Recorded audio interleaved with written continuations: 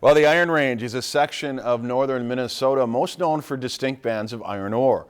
One photographer from Minneapolis became so fascinated with the people, culture, and terrain of the area that the Watermark Art Center is featuring his work in their latest exhibit. For this week's In Focus, our Mary Keeler took in the show he calls Sleeping Giant. Think of myself as a storyteller. An idea comes to me and it usually parks in my head until I respond and go look out and find out what's going on. What it turned out to be was a 3-year-long project dedicated to capturing life on the Iron Range through his camera lens, an area that goes from Grand Rapids to Ely. I was working on a different project and I was passing through.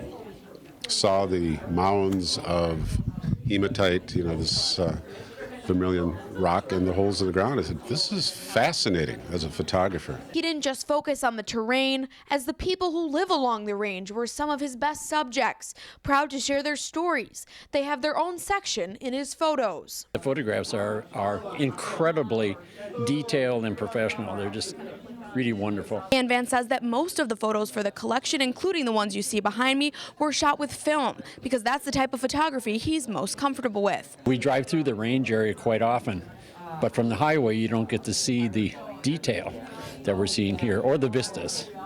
It's a marvelous show. And those who drive by without a second glance may not know the rich history in mining iron ore on the range, which brought people representing 43 nationalities to the area in the 1920s.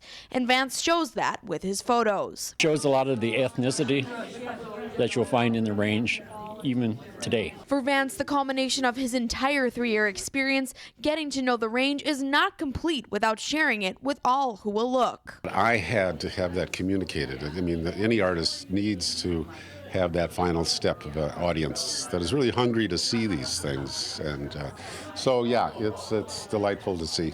What he got tonight was the Bemidji community celebrating what he sees as a story of a place and its people that could no longer go untold. In Bemidji for this week's In Focus, Mary Keeler, Lakeland News. If you've enjoyed this segment of Lakeland News, please consider making a tax-deductible contribution to Lakeland Public Television.